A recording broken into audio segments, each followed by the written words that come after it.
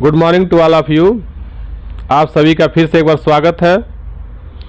जो तीसरा लेक्चर हमारा है सॉलिड स्टेट का, वो यहाँ से स्टार्ट होता है। मैं इसके पहले मॉलिक्यूलर सॉलिड के बारे में बता दिया था, मॉलिक्यूलर सॉलिड के कितने टाइप्स होते हैं। ठीक है, एक एक को लेकर के हमने अच्छे तरीके से आपको समझा दिया है। अगर कोई कन्फ्यूजन है तो आप हमको मैसेज कर सकते हैं, ठीक है, पर्सनल नंबर पे। और अगर आप पहली बार देख रहे हैं तो मेरे इस चैनल को सब्सक्राइब कर दीजिए, ठीक है, अधिक से अधिक बच्चों में शेयर करिए। चलिए अगला हम स्टार्ट करते हैं। जो पहला आपका टॉपिक है, यानी आज का जो पहला टॉपिक है, इसके पहले तो हम फर्स्ट जो है वो देख चुके हैं, यानी आज हम दूसरा देख रहे हैं, आयनिक ठोस। ठीक है, आयनिक सॉलिड कैसे बनते हैं। तो आयनिक सॉलिड कैसे बनते हैं। आयनिक जो सॉलिड होते हैं वो आयनों से बनते हैं। जैसे एग्जाम्पल के तौर पे सबसे बेस्ट एग्जाम्पल और कॉमन एग्जाम्पल आपका है Na पॉजिटिव और प्लस Cl निगेटिव, यानी सोडियम आयन और क्लोराइड आयन। तो सोडियम आयन और क्लोराइड आयन आपस में मिलकर क्या बनाते हैं, सोडियम क्लोराइड का क्रिस्टल बनाते हैं। ठीक है, ऐसे ही और भी बहुत सारे हो सकते हैं, कोई जरूरी नहीं एक सोडियम क्लोराइड ही हो। जैसे पोटेशियम ब्रोमाइड है, पोटेशियम आयोडाइड है। ठीक है, ये सब भी आयनिक सॉलिड में आएंगे। आपका पोटेशियम क्लोराइड है, यानी इसमें क्या होना चाहिए, एक स्ट्रांग इलेक्ट्रो पॉजिटिव एलिमेंट होना चाहिए जो क्या कर सकता है, अपने इलेक्ट्रॉन का ट्रांसफर कर सकता है, और एक कोई स्ट्रांग इलेक्ट्रो निगेटिव एलिमेंट होना चाहिए। तो इनके बीच में जो क्रिस्टल बनता है वो ज़्यादातर ये क्या होता है, स्ट्रांग होता है। ठीक है, और पहली बात तो ये क्रिस्टल फॉर्म करते हैं, दूसरी बात ये आयनिक इन नेचर होते हैं, क्योंकि इनके बीच में क्या होता है, इलेक्ट्रोस्टैटिक अट्रैक्शन फोर्स काम करता है, स्थिर वैद्युत आकर्षण बल काम करता है। ऐसे जो सॉलिड होते हैं वो कैसे बनते हैं, इलेक्ट्रॉनों के स्थानांतरण के कारण बनते हैं। ठीक है, इलेक्ट्रॉन जब क्या करेंगे, एक्सचेंज करेंगे, यानी इलेक्ट्रो पॉजिटिव वाला क्या करेगा, अपना इलेक्ट्रॉन त्याग करेगा, और इलेक्ट्रोनिगेटिव वाला इलेक्ट्रॉन क्या करेगा, ग्रहण करेगा। इलेक्ट्रो पॉजिटिव वाला क्यों त्याग करता है ये आप जानते हैं, ठीक है, पीछे पढ़ चुके हैं। लेकिन अगर मान लीजिए दिमाग से उतर गया है तो मैं एक बार इसको फिर से समझाना चाहूँगा। जैसे सोडियम को ही अगर ले लिया जाए, मान लीजिए सोडियम को ही अगर हम लेते हैं, तो सोडियम आप जानते हैं इसका एटॉमिक नंबर 11 होता है। अगर इसके इलेक्ट्रॉनिक कन्फिगरेशन की बात करें तो 2 8 और 1 होता है। हालांकि आप SPDF में इसका इलेक्ट्रॉनिक कन्फिगरेशन लिखेंगे, ठीक है, लेकिन मैं जल्दी से यहाँ समझाना चाहता हूँ क्या करेगा, अपना आउटर मोस्ट जो इलेक्ट्रॉन है, 1 इलेक्ट्रॉन, ये अपना रिलीज करना चाहता है। इसकी टेंडेंसी होती है कि एक इलेक्ट्रॉन क्या करे, बाहर निकाल दे, क्योंकि जब बाहर निकालेगा तो अंदर जो है इसका ऑक्टेट कंप्लीट है। आप जानते हैं यहाँ 8 इलेक्ट्रॉन है, ऑक्टेट कंप्लीट है। ठीक है, K सेल है, ये L सेल है, मान लेते हैं ये M सेल है। तो इसलिए ये इसका नेचर है, इसकी टेंडेंसी है कि ये एक इलेक्ट्रॉन बाहर निकाल दे। तो जब एक इलेक्ट्रॉन ये बाहर निकालेगा तो सोडियम क्या देगा, सोडियम गिव्स सोडियम पॉजिटिव और प्लस 1 इलेक्ट्रॉन, यानी एक इलेक्ट्रॉन ये बाहर निकाल देगा और सोडियम आयन का फॉर्मेशन कर लेगा। ऐसे ही अगर हम क्लोराइड की बात करें तो क्लोरीन के आउटर मोस्ट सेल में यानी 17 होता है, तो 2 8 2 8 और 7 होता है, यानी आउटर मोस्ट सेल में 7 इलेक्ट्रॉन होते हैं। इसलिए इसकी टेंडेंसी होती है कि यह एक इलेक्ट्रॉन गेन करे, और जो सोडियम एक इलेक्ट्रॉन ट्रांसफर किया था यानी अपना बाहर निकाला था, वह क्या करेगा, क्लोरीन जो है वो क्लोरीन एटम 1 इलेक्ट्रॉन गेन करेगा और क्लोराइड आयन में कन्वर्ट हो जाएगा। तो इस तरह से जब भी आयन एक दूसरे के करीब आएंगे तो उनमें एक बहुत ज़्यादा स्ट्रांग अट्रैक्शन फोर्स काम करने लगेगा। ठीक है, और ये एक दूसरे से जुड़ जाएंगे, एक तरह का बॉन्ड फॉर्मेशन कर लेंगे। इसको हम लोग कहते हैं आयनिक बॉन्ड।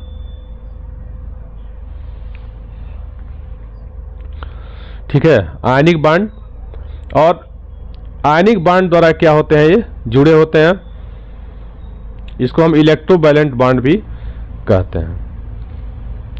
क्या क्या इनकी खासियत होती है, अब इसके बारे में हम लोग चर्चा करेंगे। अब ज़्यादा हम बांड के बारे में नहीं चलेंगे, ठीक है, क्योंकि ये सब चीज़ें आप पीछे पढ़ चुके हैं। इनकी क्या क्या खासियत होती है, ये आयनों से बने होते हैं, इसलिए सबसे पहले तो ये हार्ड होते हैं, मतलब कठोर होते हैं, और ये ब्रिटल होते हैं, यानी इनकी जो प्रकृति होती है वो भंगुर होती है।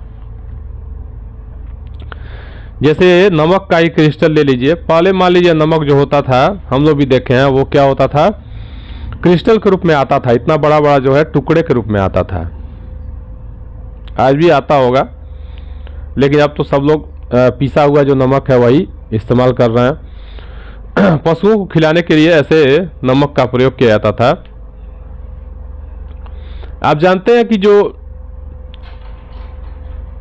जो भूजा भूजने वाले होते हैं, ठीक है, आप देखे होंगे अपने मार्केट में आसपास खिलाते हैं, ठीक है, वो बालू में यानी सिलिका में उसको नहीं भूनते हैं चावल को, क्योंकि सिलिका यानी बालू में जब उसको भूनेंगे तो कहीं ना कहीं वो टुकड़ा जो रह जाता है तो अच्छा नहीं लगता है। तो क्या करते हैं, नमक में ही उसको भूनते हैं।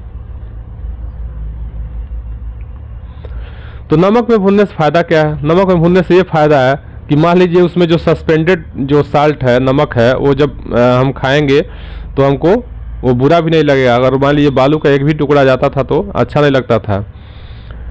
तो कहने का मतलब वो कैसे भून लेते हैं, क्योंकि नमक का मेल्टिंग पॉइंट और बॉइलिंग पॉइंट बहुत ज़्यादा हाई है, ठीक है, इसलिए उसको भून लेते हैं। नहीं तो इतना गर्म करने के बाद नमक पिघल जाता और उसमें भूनना संभव नहीं था। चलिए अब आगे बढ़ते हैं, हमको लग रहा है कि बहुत ज़्यादा हो जा रहा है, ठीक है, लेकिन अच्छा भी है, आपको हम रिकॉल करते हुए भी चल रहे हैं, पीछे की जो चीज़ें हैं उसको दोहराते हुए भी चल रहे हैं। अगला है धात्विक ठोस या मॉलिक्यूलर सॉलिड। धातुएं मुक्त इलेक्ट्रॉनों के समुद्र से घिरे और उनके द्वारा संचालित धनायनों का व्यवस्थित संग्रह है। क्या कर रहा है, धातुएं क्या होती हैं, मुक्त इलेक्ट्रॉनों यानी फ्री इलेक्ट्रॉनों के समुद्र से घिरे, यानी जो क्रिस्टल होगा उसमें बहुत सारे फ्री इलेक्ट्रॉन्स होंगे और उसमें पॉजिटिव आयन होंगे। तो पॉजिटिव आयन क्या कह रहा है कि मुक्त इलेक्ट्रॉनों के सागर में वो घिरा हुआ है। तो अभी मैं बताया हूं कि जैसे सोडियम है तो क्या करता है, वो एक इलेक्ट्रॉन अपना बाहर निकाल देता है और सोडियम आयन के रूप में एग्जिस्ट करता है। ऐसे ही जो मेटल्स होते हैं वो क्या करते हैं, इलेक्ट्रॉनों के त्याग करने की उनकी प्रवृत्ति होती है, यानी उनमें फ्री इलेक्ट्रॉन्स होते हैं, मुक्त इलेक्ट्रॉन होते हैं। ये जो फ्री इलेक्ट्रॉन होते हैं वो क्या कर सकते हैं, पूरे क्रिस्टल में घूमने के लिए स्वतंत्र होते हैं। अगर इन पर कहीं से हम बाहर से एक इलेक्ट्रिक फील्ड अप्लाई करते हैं तो ये इलेक्ट्रॉन क्या होते हैं, डायरेक्टिव हो जाते हैं और प्लस जो फील्ड है, मतलब प्लस प्लेट की तरफ क्या होते हैं, बहुत तेजी से अट्रैक्ट होने लगते हैं और इस प्रकार एक धारा बहने लगती है उसमें। फिजिक्स में आप पढ़ेंगे, ठीक है, जैसे मान लीजिए मान लेते हैं ये रॉड है कोई, ठीक है, इसमें क्या होंगे, बहुत सारे इलेक्ट्रॉन होंगे, ठीक है, और पॉजिटिव चार्ज भी होंगे।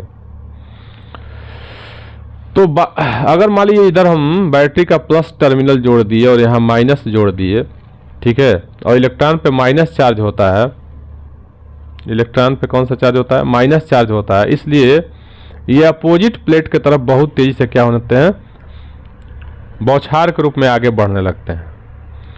लेकिन ये जाते समय क्या होते हैं, रास्ते में टकराते हुए चलते हैं, ठीक है, आप पढ़ेंगे वहाँ पे ड्रिफ्ट वेलोसिटी आप पढ़ेंगे, यानी ड्रिफ्ट करते हुए चलते हैं, मतलब एक कांस्टेंट वेलोसिटी से मूव करने लगते हैं।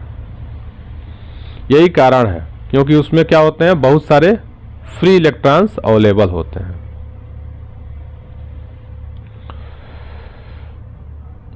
ये फ्री इलेक्ट्रॉन्स क्या करते हैं, ये मुक्त और गतिशील इलेक्ट्रॉन, ये मुक्त और गतिशील इलेक्ट्रॉन धातुओं की उच्च वैद्युत और ऊष्मीय चालकता के लिए क्या होते हैं, उत्तरदायी होते हैं। यानी आप जानते हैं कि हीट करेंगे, ठीक है, तब भी क्या होता है, हीट ट्रांसफ़र होता है। जैसे कोई रॉड ले लीजिए और उसके एक एंड को आप हीट करते हैं तो जो हीट होता है वो ट्रांसमिट होता है, यानी एक एंड से दूसरे एंड तक आसानी से पहुंच जाता है। ऐसे ही अगर किसी मेटल वायर को आप इलेक्ट्रिसिटी से कनेक्ट कर देते हैं तब भी क्या होती है, इलेक्ट्रिसिटी आसानी से उसमें फ्लो कर सकती है। इसके लिए जिम्मेदार कौन होता है, इसके लिए फ्री इलेक्ट्रॉन्स ही रिस्पॉन्सिबल होते हैं। ठीक है, क्या क्या और खासियत होती है मेटल्स की, ऐसे सॉलिड की क्या क्या खासियत होती है, ये अघातवर्धनीय होते हैं, यानी मेलिएबल होते हैं, डक्टाइल होते हैं। मेलिएबल मतलब होता है अगर मान लीजिए उसको हम हैमरिंग करते हैं, ठीक है, उसको पीटते हैं तो वह पतले चादरों में आसानी से बदल जाती है, इसको कहते हैं मेलिएबिलिटी। साथ ही साथ धातुओं में एक विशेष प्रकार की चमक होती है, जैसे गोल्ड है, प्लेटिनम है, सिल्वर है, और भी इसकी बहुत सारी विशेषताएं होती हैं। ठीक है, धातुओं की बहुत सारी विशेषताएं होती हैं, आप पीछे पढ़ चुके हैं। क्या होती हैं, धातुएं विद्युत और ऊष्मा की चालक होती हैं। ठीक है, इनमें एक विशेष प्रकार का इनका एक कलर होता है।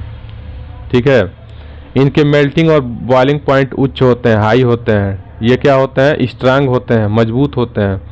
ठीक है, अघातवर्धनीय होते हैं, मतलब मेलिएबल होते हैं। डक्टाइल होते हैं, मतलब इनसे तार खींचा जा सकता है। ठीक है, तन्यता होता है, टेंसिलिटी इसमें पाई जाती है।